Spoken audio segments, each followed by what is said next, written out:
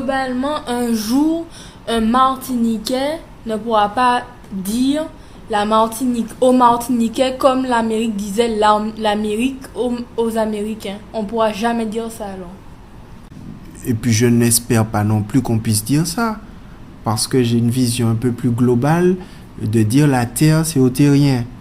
Mais puisqu'on est dans un monde où on se situe par rapport à un territoire beaucoup plus restreint que la terre, c'est la Martinique, c'est les Martiniquais, ben oui, j'ai une vision souveraine de la Martinique où c'est pas l'indépendance, parce que les indépendantistes n'ont pas fait l'effort de redéfinir la notion d'indépendance. C'est-à-dire que dans les années 60, un tas de pays ont pris leur indépendance, 50-60, ils ont pris leur indépendance, et puis on les a mis dans un système néocolonial.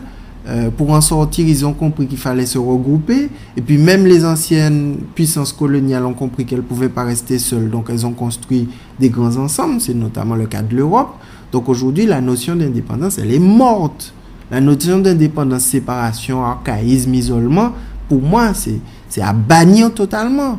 Ce qui est important maintenant, c'est être souverain dans notre espace en s'intégrant dans un espace plus grand. Et je ne vois pas de difficulté à dire que je suis pour une Martinique indépendante dans la France ou souveraine dans la France et dans l'Europe. Oui, je suis pour ça. Parce qu'on peut très bien être nous-mêmes maîtres de notre destin chez nous et appartenir à un ensemble plus grand. De la même façon d'ailleurs que la France, elle est souveraine chez elle et puis elle appartient à un ensemble plus grand. C'est pas du fédéralisme puisque l'Europe n'est pas fédérale, mais c'est un jeu d'interdépendance qui fait qu'on sera maître chez nous, mais qu'on sera aussi dans un espace plus vaste, en solidarité et en synergie avec d'autres peuples. Parce que je crois qu'il existe un peuple martiniquais, mais ça, c'est encore la question de l'existence du peuple. Aujourd'hui, la Constitution française ne reconnaît pas le peuple martiniquais. Elle conteste son existence, mais elle reconnaît depuis 2002, grâce à la réforme Jospin, l'existence de populations. Moi, je ne suis pas dans pièce population. J'appartiens à un peuple qui s'appelle le peuple martiniquais. Si la France le reconnaît, elle reconnaît qu'en son sein, elle peut vivre avec le peuple martiniquais. Mais aujourd'hui, on est dans une situation de négation qui est d'autant plus curieuse que les partis qui sont au pouvoir aujourd'hui sont tous des partis qui croient que le peuple martiniquais existe, mais ils n'ont pas qu'à faire rien pour y matcher dans la loi.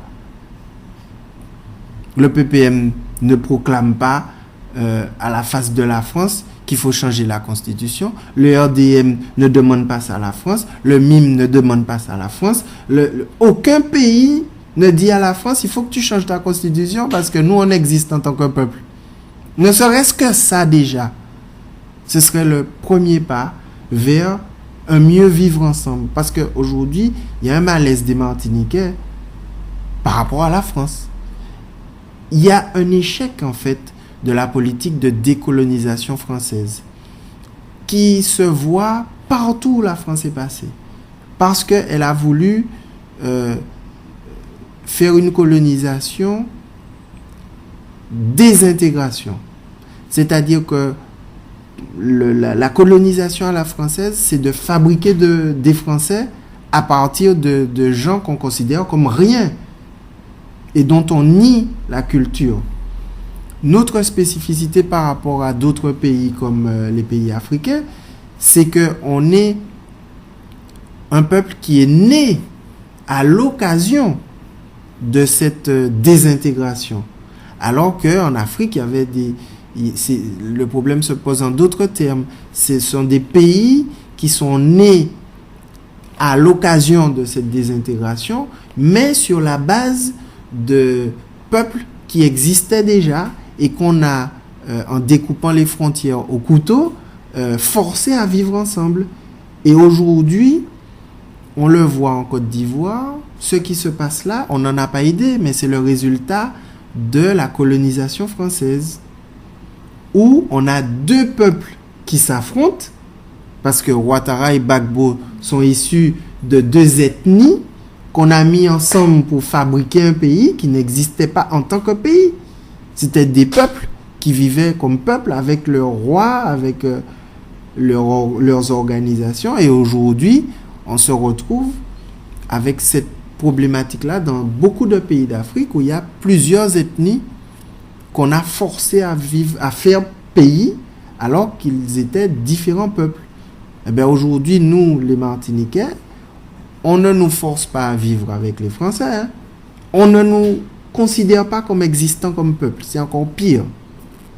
Toutefois, sans entrer dans des enjeux politiques, est-ce que le vote de l'article 73 a vraiment eu un impact sur le changement de la société martiniquaise?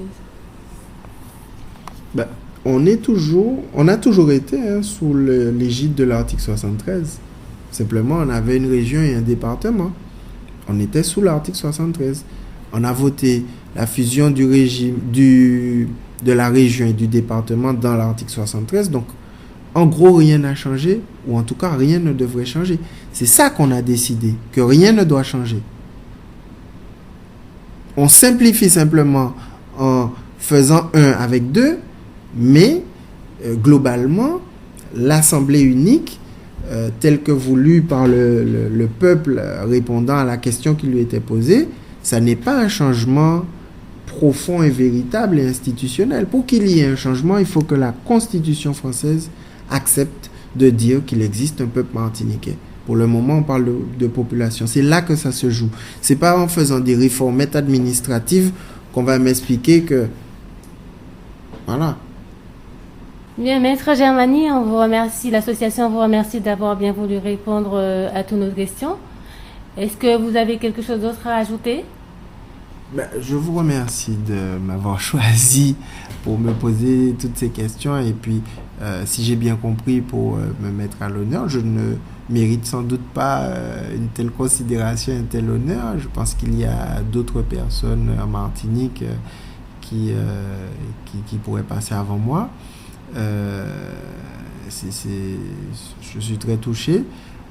D'autant plus que ça arrive à un moment de ma vie où je suis très très attaqué pour tous les combats que j'ai menés, que je mène et que je vais continuer de mener. Eh bien, nous acabons en force.